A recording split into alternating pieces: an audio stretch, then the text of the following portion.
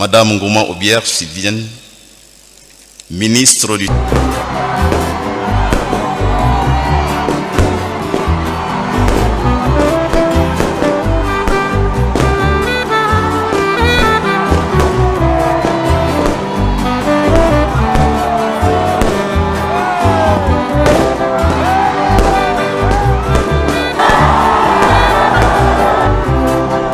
Côté de la papa Simon qui bon dernier Nzambe na biso, c'est bon anniversaire.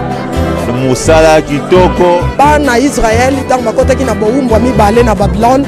Après 70 ans Nzamba longola ki bango na boumbo. Ba fololo ebele to biso ba nyonso ya province d'Uzai Angola particulièrement to tata Monumo Santu mobu malamu. Bonne fête papa. Merci. Merci. Bonne fête papa.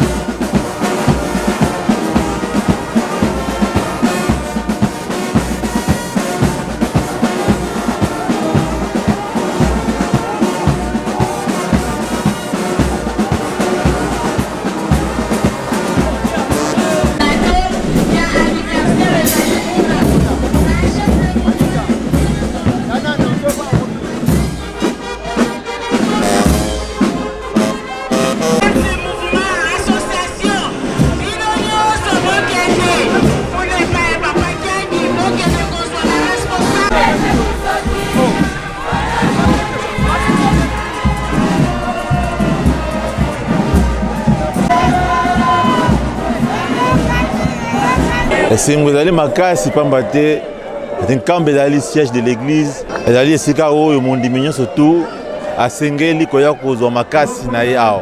Biso lokola tozali bakambi oyo tata Nzambe Nkolo Yesu Papa Simon Kimbangu. Aponi pona kotambusa sa paroisse ya Saint-Ouen koya awa na nkambe ezali très important.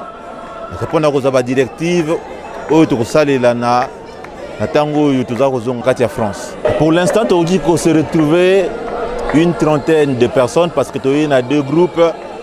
Nous bayaki liboso on a fait à 3 octobre. Et les cas qui malades mubana chorale des dirigeants. Et biso tulanda ki sima pona ko fêter double événement au Zanango a fait le 12 octobre nambo tama ya Papa Simon Kimbangu Tiangani. Il y a 70e anniversaire naïe. Message au biso to senga ki na papa Mokonzaboule. Ils allaient confidentiels. Peut-être que le livreur on a battu on sauté. Mais les messages à Essengo pour la paroisse et Kende Liboso. Tout le côté la papa Simon Kimbangu Tiangani Nzambe na biso. C'est bon anniversaire. Le Moussala Kitoko. Et donc il faut venir en Kamba pour mon un Kamba. Ce n'est plus un Kamba où ils allaient qui abané ceux qui viennent. Donc Kamba donc c'est une grande ville. Où ils ont reflété le siège de l'église. Donc, et c'est mon macasse, il y a vraiment la transformation. Où est Salamia, donc en si très peu de temps. Désolé, c'est biso ici quand tu fais un bambo canabiso. Donc, il faut continuer pour soutenir mes salariés en Kamba. Mbapa mbati, yangonde kopé sa biso. Et sika, où tata Nzambe a bon célèbre mon koltokotira mokilio. Na toni na busengo mingi pamba ete ngomba na biso ya liboso ekoksi 100 ans mibu kama depuis 1921 ti lelo et mibale fête ezolango mibale ya 100 ya lingomba na 70 ans ya mbotama ya Papa Simon Kimbangu na kufa ya Papa Simon Kimbangu liboso na koloba message o tata monimo santa pesi ke le mokolo lelo toyeba ke likolo efongwa mi mabonde na biso nyonso ekomi liboso ekoti après 5 misoso tobomba bolingo mibeko misala pasi nyonso tozalaki nango ekosila oto mpe esili kasi tozalaka bana botosi totosa toza bolingo mibeko misala pesema totonga nkamba mpo makambo nyonso eutaka awa na nkamba bongo epanza na mokili mobimba en tout cas mpona tata mokonzi ya bule message nakopesa natombeli ye bafololo ebele to biso bandimi nyonso ya province du Zaïre Angola particulièrement totoli tata Molimo Santu mobu malamu banda ye moko molonga tina ba conseil direct lingoma mobimba. Merci beaucoup. Estou muito feliz por estar aqui a conviver junto com todos os irmãos em Kamba Nova Jerusalém, a festa do aniversário do Papa Simon Kimbangu, a morte e a nascença, a sua encarnação. Está muito bem.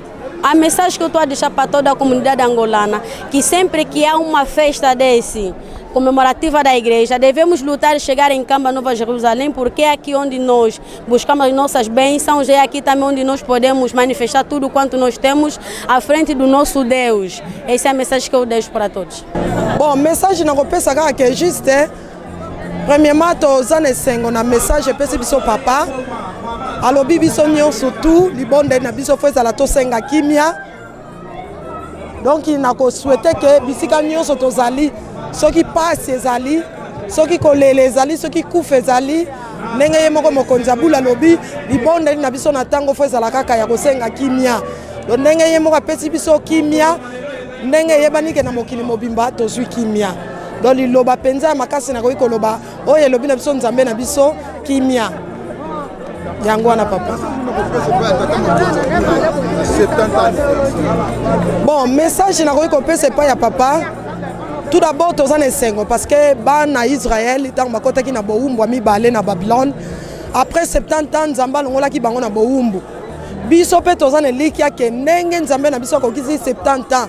C'est-à-dire que bowumbu na biso nyonso Nzambe na biso Papa Simon Kimbangu Kiangani azoko silisango. Ke frère ya kuyangala ya kusepela mingi na Nzambe me kubumba betu na kukuma na le 12 octobre bubu yayi ya 2021 kisika ibetekela kufete 70e anniversaire ya kubutuka ya Papa Simon Kimbangu Kiangani.